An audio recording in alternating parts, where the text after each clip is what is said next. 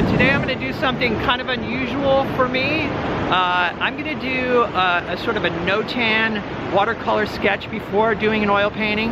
And I think I'm going to try a couple different compositions and then choose my favorite.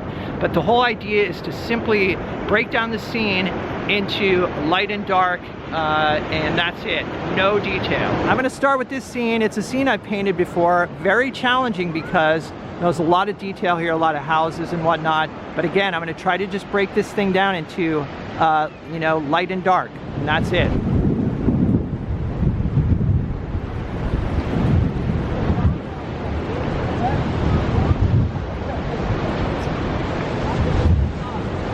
You got your first sketch. So clouds usually come up at us at an angle like a V. Right. So I tried to capture that here, but I didn't realize that the exercise is to only have one value. So here I have two values. So now I need to go look around for some composition that's going to have one mid-tone value. So right, exactly. So yeah, the idea would be just light and dark and no gradation whatsoever. Although this is lovely.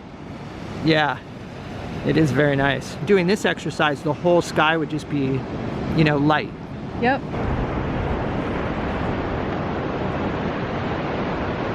So I'm actually doing contour drawing here for these like sketches and that's basically where I'm drawing along and I'm not lifting up the pencil at all. It's just like one continuous line, and you know, you can see the effect of it. It's sort of, I don't know, I don't feel like I have as much control, but I'm just, you know, focusing on shapes.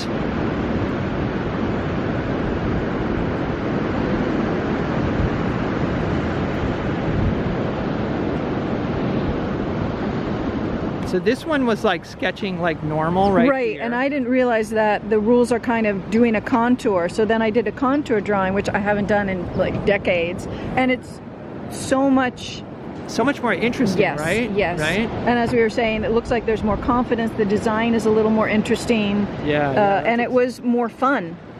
This one shows hesitancy and uncertainty, and this one kind of doesn't. Yeah, no, for sure. And then you got another one? Yeah, so this is, it's hard to tell what this is, but it's the cliff over there, the water, the docks, a couple of houses.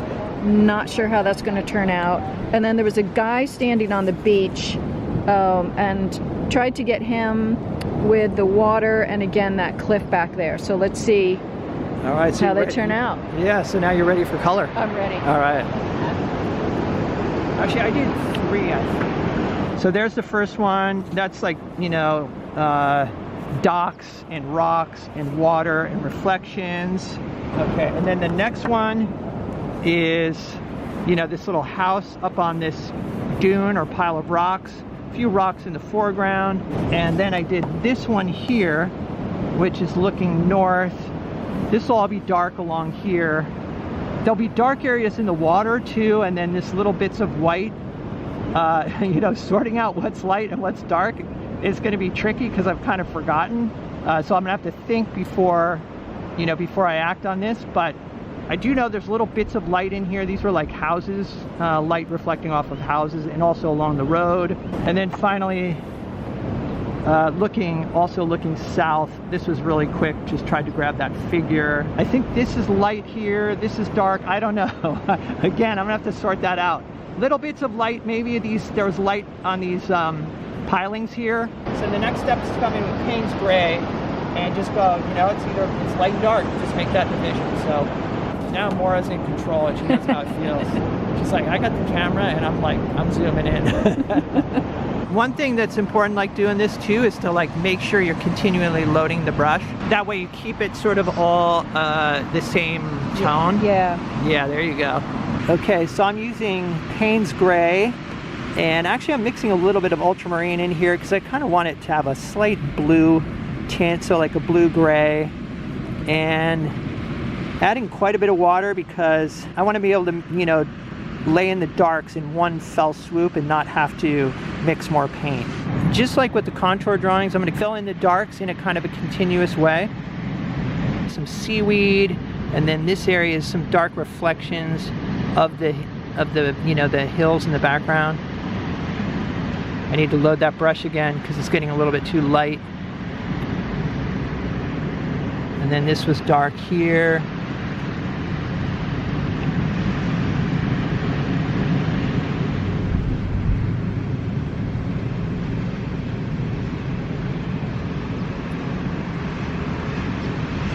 right, so on to the next one.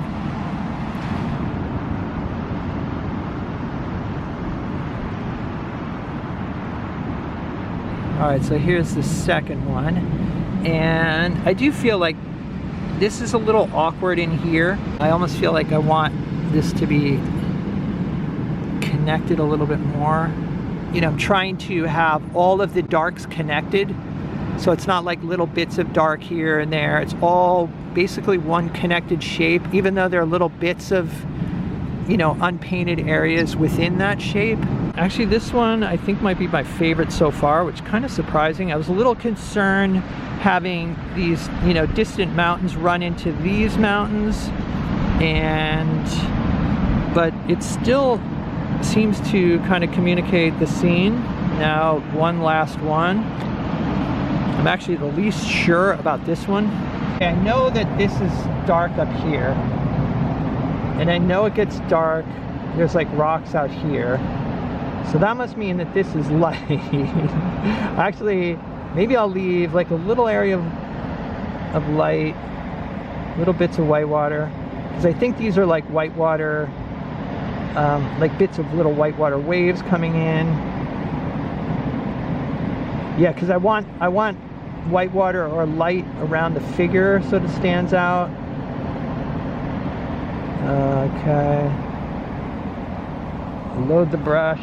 Actually, the figure will blend into this dark patch here. If that's light, then maybe that's dark right there. Yeah, I think that's, okay, I think so. Because I think this is wet sand reflecting this, you know, the headlands here. Without getting too particular with the figure, it's kind of nice to, and then there was like a shadow here. Again, trying to keep all of these, all the darks united. Is that dark right there? I guess so. Maybe having that come across too. It's kind of cool having the, you know, the dark, the figure kind of blend in with the other dark shapes.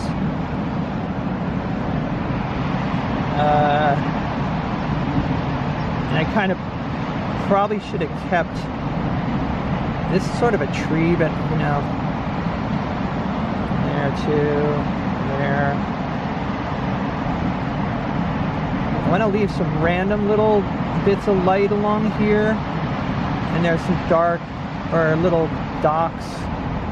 Okay, so if that's, oops, that was supposed to be light. That was the wind's fault, not mine.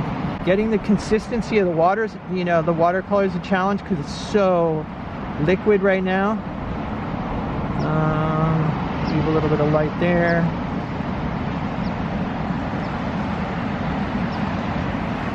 I want to leave these light. What do you think, Maura? I like it. It might be my favorite one. Really? Yeah. Okay. Which one is your favorite? I don't know. Like, I have to look through. I mean, let's see. I mean, I kind of like that there's a figure in this one. So surprisingly, yeah, I like that. And then I do like that. Yeah. Yeah, there's something about this one where there's just too, if it was cut off here, you know, I think that, what do you think? I think it'd be better. I think there's just this is not really contributing much, you know? Or if you just brought the darkness down, you know, yeah, just I mean, that could add be to possibly, something. you know, bring it down this way. Right. That's true. Let's do it.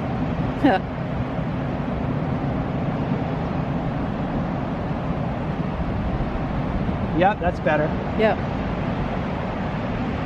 But I mean, it's so interesting doing this because, you know, you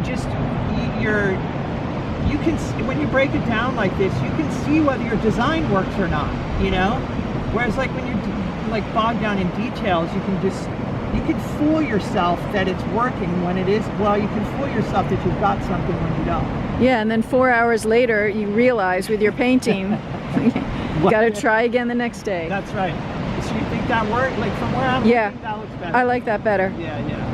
Okay, and then this one, I think, this was my first one. I think this one it doesn't have enough definition to really define what the heck it is. I'd almost have to come in and like add little bits of like dark, you know, under the docks and stuff, and that was not the, you know, I didn't want to do that. I think there was like bits of, you know, like this.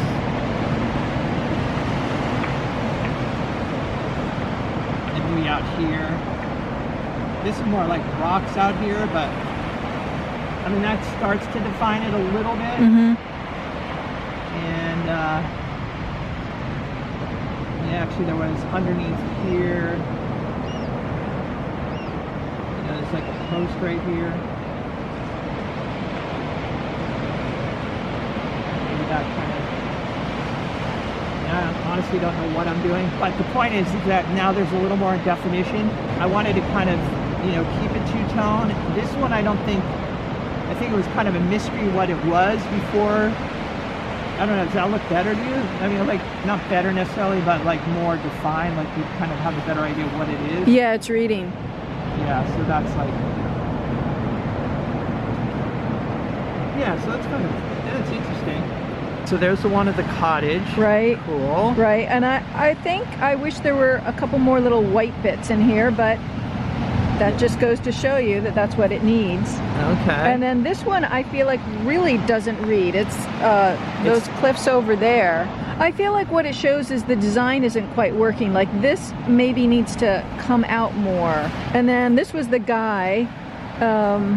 Oh, the guy standing there. Right, very, very, very simple on this one. And then I felt it was so simple that then I added that in, which I'm not sure if it's you working. added this Yeah, that way there? Yeah. No, that doesn't bother me at all. Yeah, Not so- at all. I guess maybe that's the lesson in this whole thing, right? It's like, you I know, never the go simpler the the better. Yeah. All right, so you're going with the cottage right Yes. there. Yes, I'll try and stay within this sort of a design, even though there's nothing really white over here or here. Right. I'll just try and keep it simple. All right, so I'm mixing up a dark using ultramarine blue and alizarin crimson. And I'm going to use this to just block in my dark shape or my shadow shape.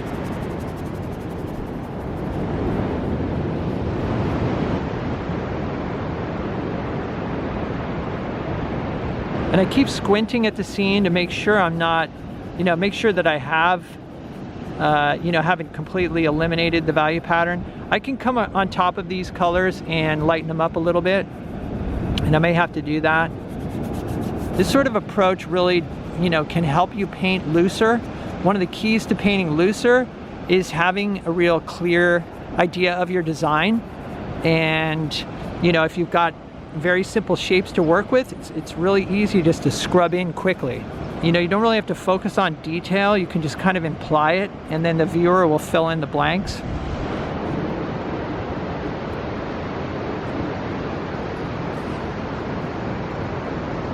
So that feels loose for you, huh? Yeah, it does. Looks really nice. Cool. All right, so here's what I finished up with. And the idea was to experiment with subtle shifts in value and temperature within the dark shape here, and also within the light shape. But the idea was to experiment with those subtle shifts without breaking up the overall NOTAN-like design. So there's a lot of implied detail, but nothing is really spelled out too carefully. You know, a few pilings here and there, a few windows suggested, but that's about it. All right, so the inspiration for this sort of exercise came from a video I saw featuring watercolor artist Andy Evenson. I will link to that video down below. Also, I will put a link to Maura's Instagram down below, so check that out. And finally, there's a link to Patreon down below as well. It is the Patreon support that helps keep me making these videos. Got a bunch of extra videos on my Patreon and a materials list, so check it out. Other than that, stay creative, and I'll see you guys in the next video.